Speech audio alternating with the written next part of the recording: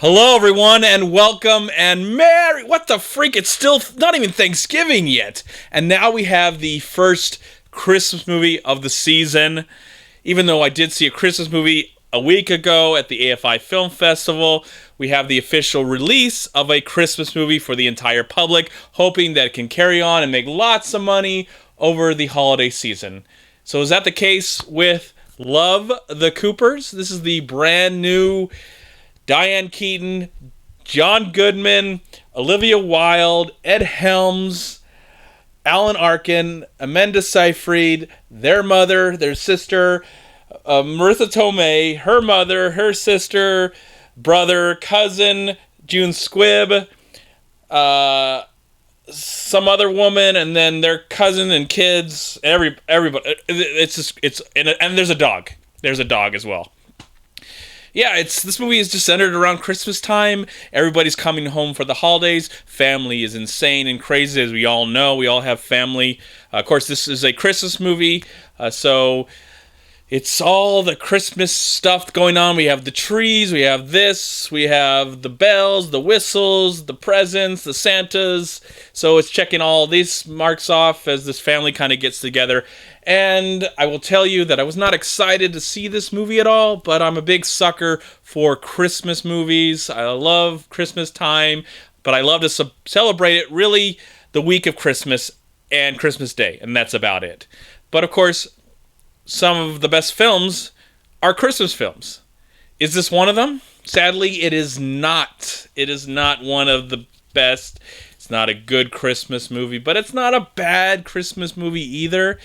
It just feels like just a Christmas movie. It doesn't feel like it rises to the occasion of being something more.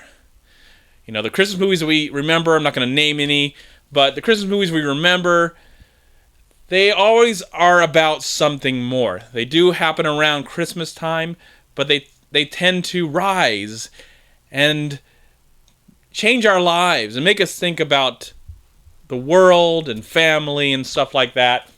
This movie made me despise family. This was a very unlikable group of people. Great actors, but unlikable characters. Unlikable people. Though I would say there's a lot of stories going on. I'm not going to go in detail. You can see the trailer. It pretty much lays everything out for you in the trailer. But I did like the friendship that happened between the Alan Arkin character, who I think is the father of this family, or like the grandfather of this family, and then Amanda Seyfried, who is his waitress that he's friends with. There were some really nice moments in the film. And that's what the problem is with this movie, is that there's like a few nice moments here and there, and then there's like 10 things that really bothered me. And then there'd be like a nice moment that bring me back in and be like, maybe this movie's not so bad. And then 10 other things that really, really bother me. Anthony Mackie's in the movie too. I want to point out that I believe he's the only black person or black actor in the whole film. A bunch of white people having problems here, but then one black person. So I guess whatever. I don't know what else to say.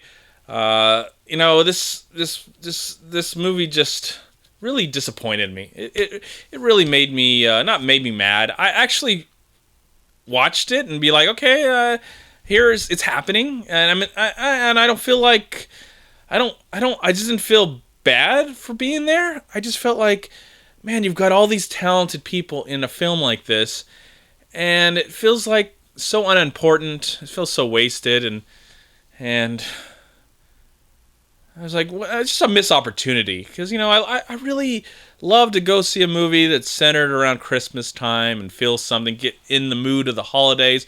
I feel that I'm going to forget this movie by tomorrow, but for sure, forget this movie ever existed by Christmas time. I'll be thinking of the greatest Christmas movies I've ever made, the ones that last forever. There's actually a Christmas movie, a movie that is centered around Christmas, so it is a Christmas movie that actually is coming out this week that I think is one of the best films of the year. So, I don't know what else to say. Steve Martin lends his voice to the film. He's the narrator, and I don't know if they would acknowledge. They do acknowledge, but then when they acknowledge who he's narrating,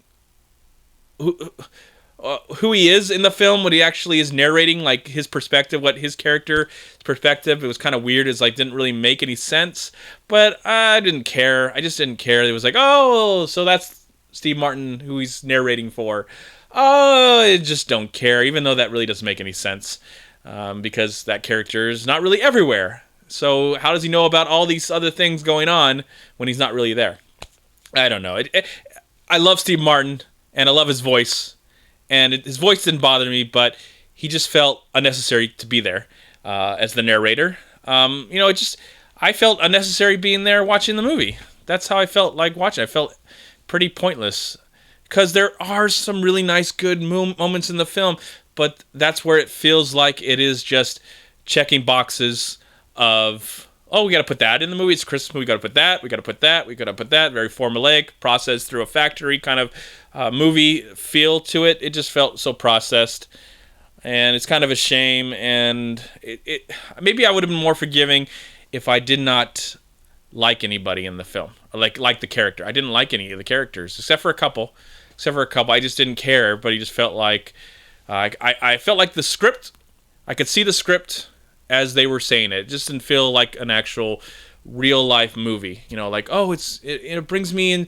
The love of Christmas is all over my face. I don't know if I should have said that, but the feeling of Christmas is all over the world, and I should feel happy and be ready for the holidays after watching this movie. But now I feel like nothing. I don't know. I don't feel anything. Well, it's a disappointment. It is definitely a disappointment, and something that I would definitely not recommend. But it is harmless too. I mean, a little crude, maybe too crude for its own good at times. But it's kind of harmless and forgettable and pointless. And for that, I am going to sadly have to give, but I have to do it because there's no real reason why I have to do it. Love the Coopers. Nope. I didn't even like the Coopers, and I'm going to give them 2 stars out of 4. Thank you so much for watching. Please like, comment, and share this video.